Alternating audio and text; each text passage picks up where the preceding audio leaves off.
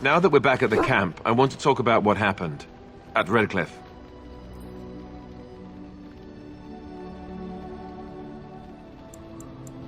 I just wanted to thank you. You went out of your way to save the Isle's family, and you did it. Even though it would have been easier not to. There's been so much death and destruction. It makes me feel good that at least we were able to save something. No matter how small. I owed the Isle that much.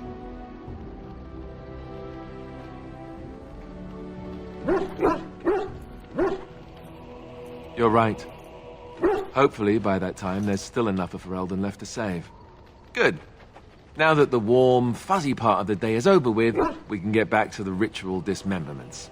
Oh, wait, it's not Tuesday, is it? Have you encountered many abominations, apart from the ones in the Circle Tower? Ah, yes, Connor, of course. The first time I saw an abomination, my blood turned to ice. It was months before the nightmares stopped. It was the knowledge that I could easily become one of them that frightened me the most.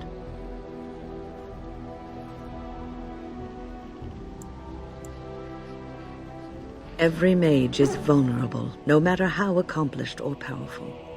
That is the first thing we learn, and overconfidence can lead to recklessness. One slip. All it takes is one slip, and everything you are is simply gone. Replaced by madness. And there is no turning back, or at least that's what they say. Of late, I have begun to wonder if there is any way an abomination can be cured. Or if a mage could be so possessed and still retain their sanity, their humanity.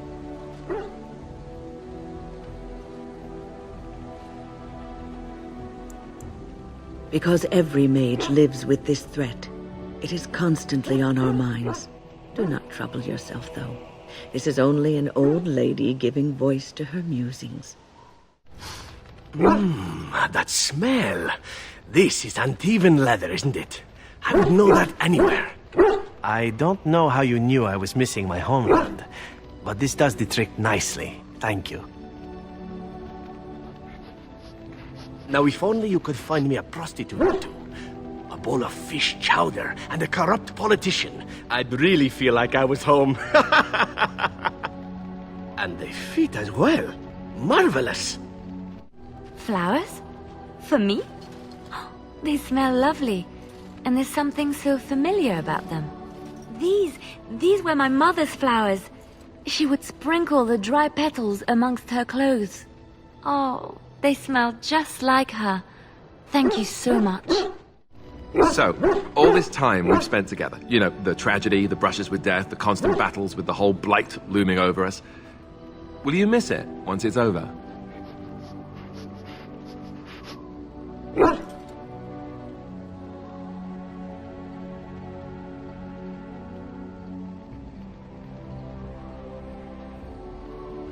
I know it might sound strange, considering we haven't known each other for very long, but I've come to care for you a great deal.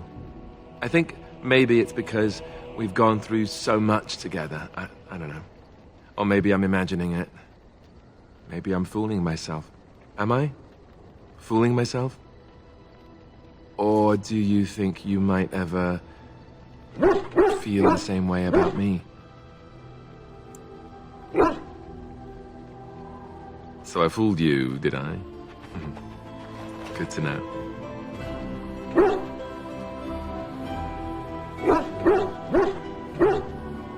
That wasn't too soon, was it?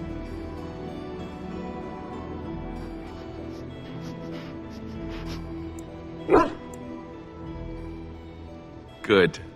I'll take that as a good sign. Maker's breath, but you're beautiful. I am a lucky man.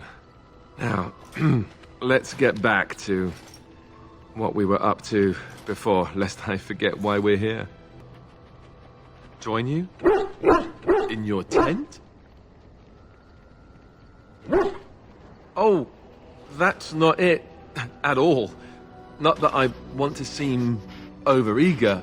I must sound like a fool. You know that I've never done anything like this with anyone. I was quite sheltered after all. I care for you so much. Whenever I think of this, I feel like a bumbling idiot, all hands. I wish I could be better at this. I want it to be right.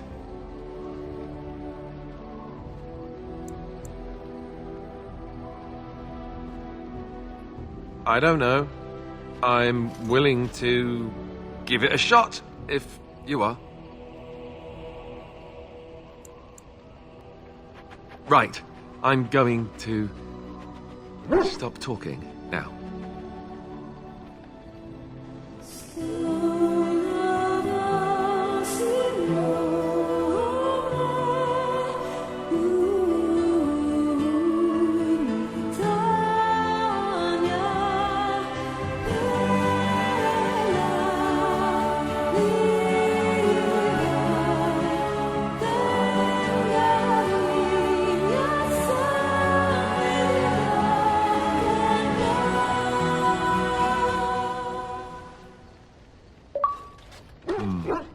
You know, according to all the sisters at the monastery, I should have been struck by lightning by now. Yep, lightning first, then the end of civilization as we know it. I'm a bad, bad man. You do realize the rest of our little party here is going to talk, right? They do that.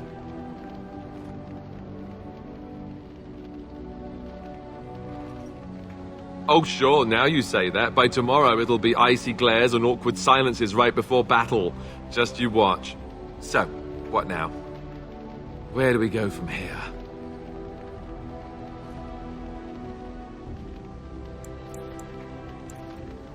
Right, I can handle that. I hope. Before we go, have I told you that I love you? I did. Well, it won't kill you to hear it again, will it? See? Was that so hard? I await your command.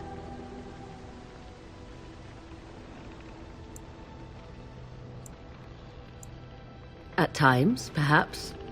A world full of people and buildings and things was all very foreign to me. If I wished companionship, I ran with the wolves and flew with the birds. If I spoke, 'twas to the trees.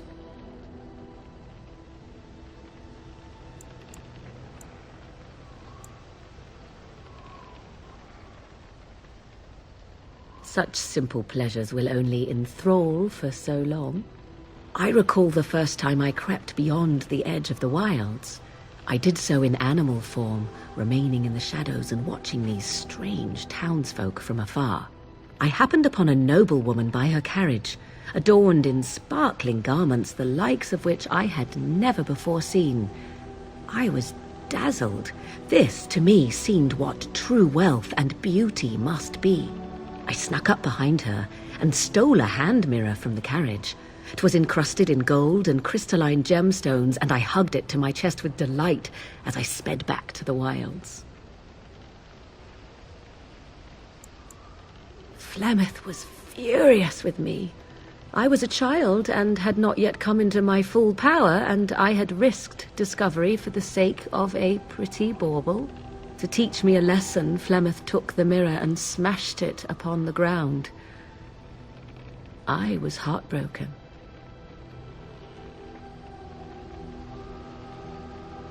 And a foolish one. Flemeth was right to break me of my fascination. Beauty and love are fleeting and have no meaning. Survival has meaning. Power has meaning. Without those lessons, I would not be here today, as difficult as they might have been.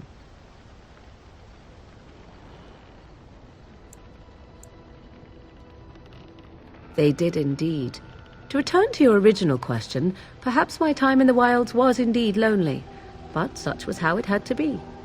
I find myself at times wondering what might have become of the girl with the beautiful golden mirror, but such fantasies have no place amidst reality. You are not quite as callow as I thought. That is unexpected. You're welcome.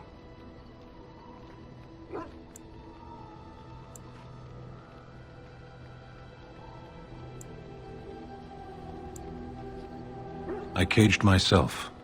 A weak mind is a deadly foe, as you are no doubt aware. That is complicated. I came to your lands with 7 of the Beresad, my brothers, to seek answers about the Blight. We made our way across the Ferelden countryside without incident, seeing nothing of the threat we were sent to observe. Until the night we camped by Lake Calenhad. They came from everywhere. The earth beneath our feet, the air above us. Our own shadows harbored the Darkspawn. I saw the last of the creatures cut down, too late. I fell.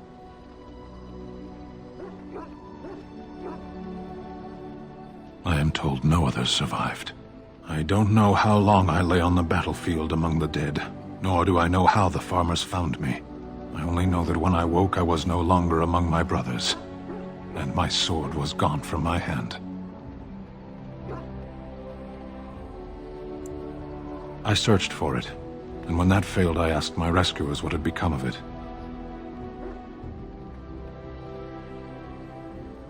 I killed them. With my bare hands. I did. I knew they didn't have the blade. They had no reason to lie to me. I panicked. Unthinking, I struck them down.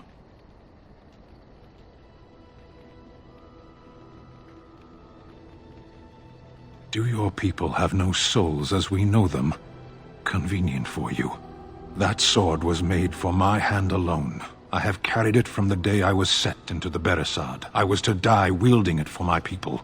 Even if I could cross Ferelden and Tevinter unarmed and alone to bring my report to the Arishok, I would be slain on sight by the Antam. They would know me as soulless, a deserter. No soldier would cast aside his blade while he drew breath.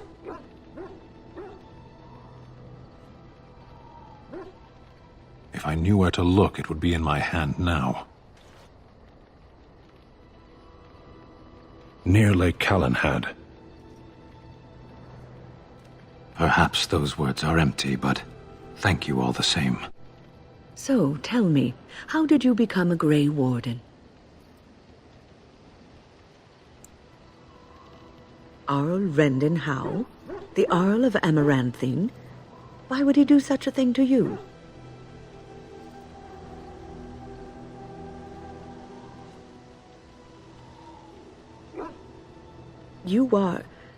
You are the last of the Couslands? I had no idea, my lady.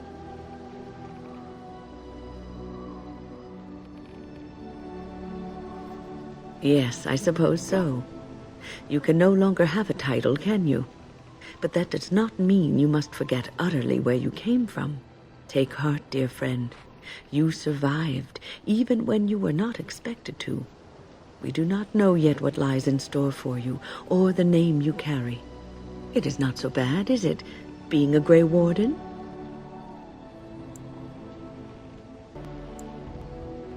Sometimes it gives me comfort to think that everything will end up the way it's supposed to.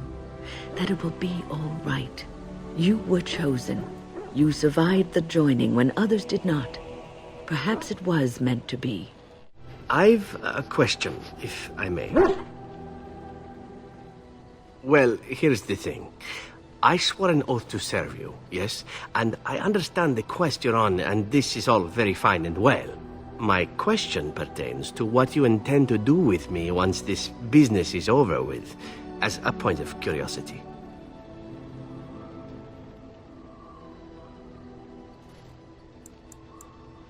Could I? And what if I didn't wish to leave?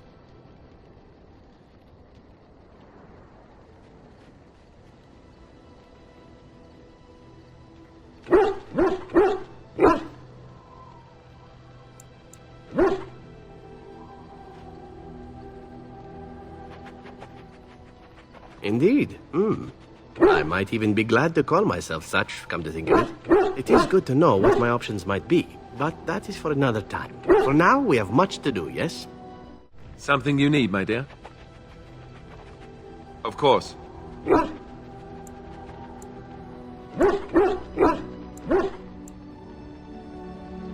Such as they are.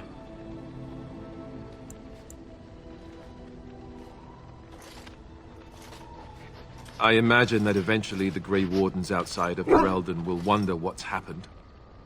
why there's no contact from Duncan or someone. They'll send someone eventually.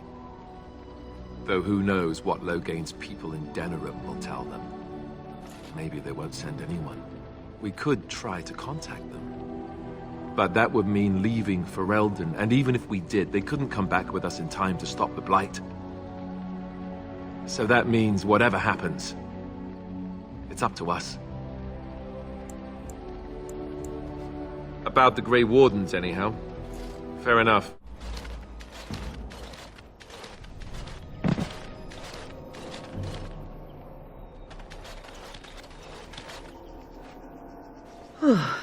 I fell.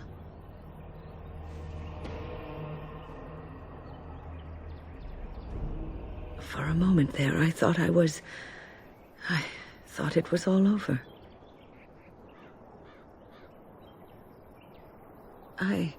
I will explain everything when we are back at camp. Now is not the time. Back off! I was here first! Why, you looking to buy one?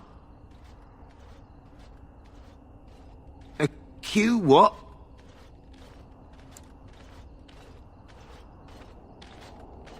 Oh, them. But to tell the truth, this place was mostly picked clean when I got here. I got part of a glove the wolves didn't chew too badly, though. I think it was a glove, anyway. I know, don't say it, I got cheated.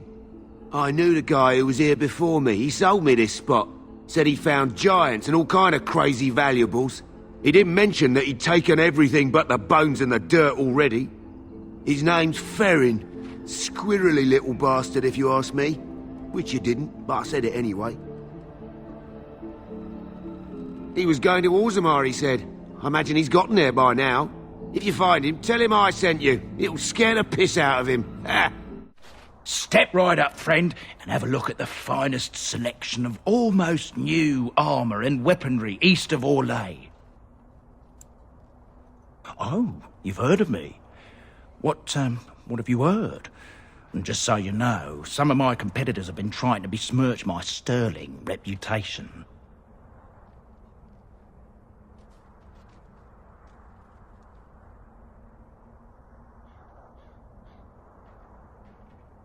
Canary? I'm afraid I don't know the word.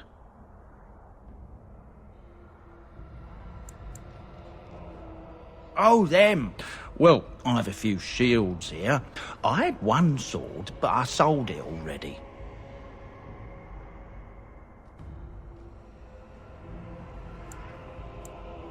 If I'd known he was still breathing, I would have used a knife.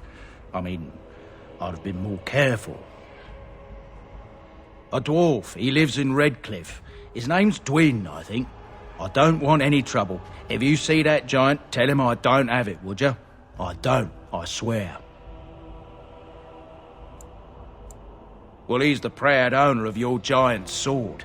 If you'll excuse me, I have this sudden urge to pack. Phew, some fight. Reminds me why I left Orzammar in the first place.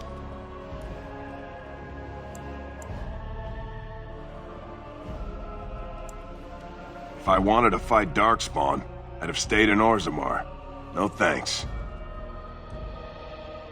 Hey, anything for Redcliffe, right? Whatever. First thing I'm gonna do is get some sleep. For about a week. Go celebrate or whatever it is you're gonna do. You won, right? You're a hero. Or something. Go celebrate or whatever you have to do. Now, why would you be interested in that? And how much is it worth to you exactly? 6 sovereigns.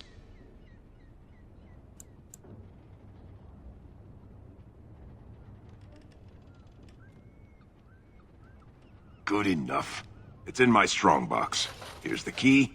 Now, why don't you leave me alone? All right. I guess I really don't know how to ask you this.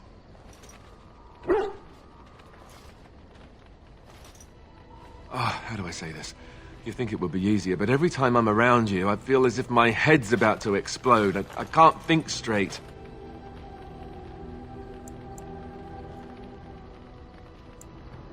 Well, I hope you mean the head exploding thing in a good way. Here's the thing. Being near you makes me crazy.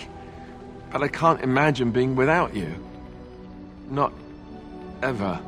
You're the first woman I've ever spent the night with.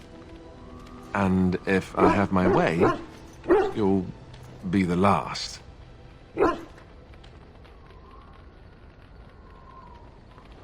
Good. I'm glad. Let's move on then. We've got a long way to go yet. Strange. I had almost forgotten it. Completion. Are you sure you are a Grey Warden? I think you must be an Ashkari to find a single lost blade in a country at war.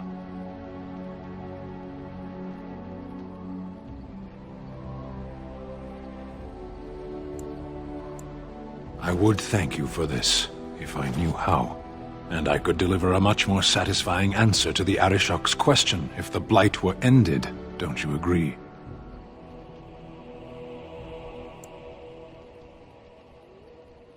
I am one of the Beresad. I have never abandoned the field with a battle unmet. Yes, it isn't every Grey Warden who has her own Beresad. I will see you reach the Archdemon. Lead the way. I must ask, what does being a Grey Warden mean to you?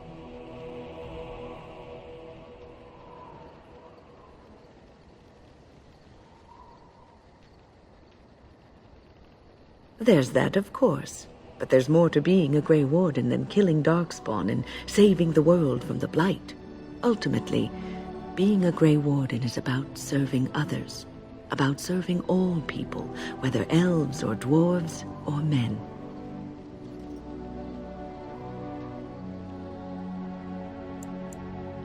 As a Grey Warden, you are a guardian of men, and you guard them because their continued existence is more important than you are. Thus it is you who serves, not they.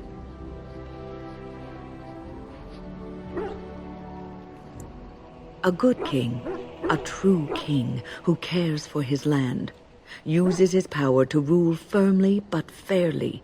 He serves his people first and foremost. The king who does not do this, who believes that he is entitled to his power, who abuses it and uses it for his own means, is a tyrant.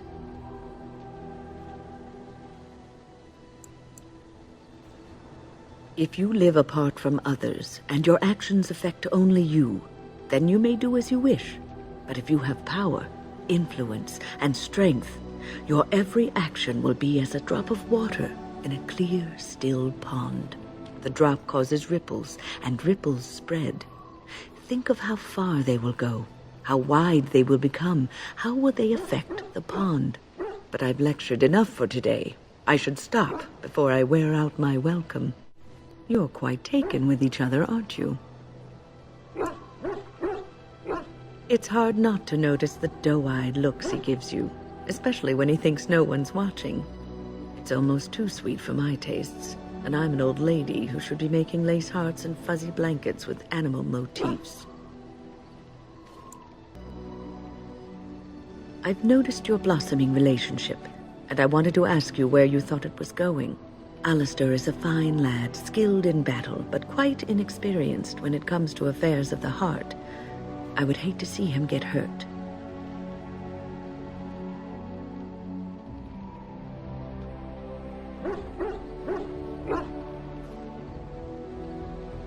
You are both Grey Wardens, and he is the son of a king.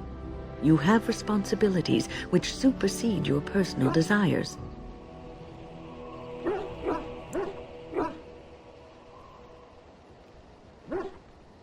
That may be true, but he is still a Grey Warden. Love is ultimately selfish. It demands that one be devoted to a single person who may fully occupy one's mind and heart to the exclusion of all else. A Grey Warden cannot afford to be selfish. You may be forced to make a choice between saving your love and saving everyone else. And then what would you do?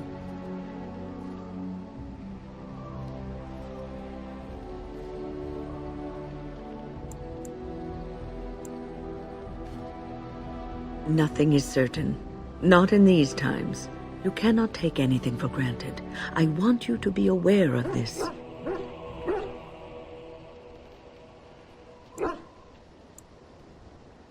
If you insist, I have given my advice. Do with it what you will. Something you need, my dear? Well, we're in camp.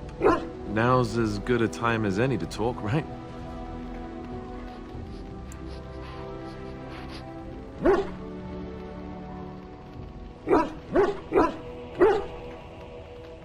I don't know. Arleman wants to make me king at the Landsmeet. I never ever wanted that, not in my wildest dreams. But I won't refuse it if it's in the best interest of the nation either. I love you. You know that, right? But I have no idea what being king will mean for us. I'll have to think about that.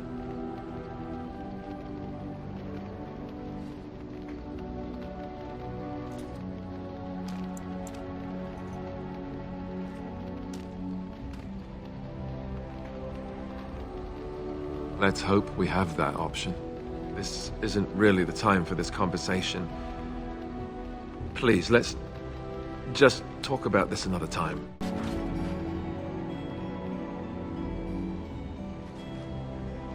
Yes, it is good to have my sword at my side again.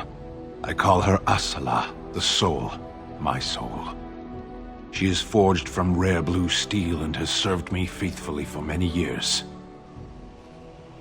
Yes, you understand what it is like to have a weapon that is part of you.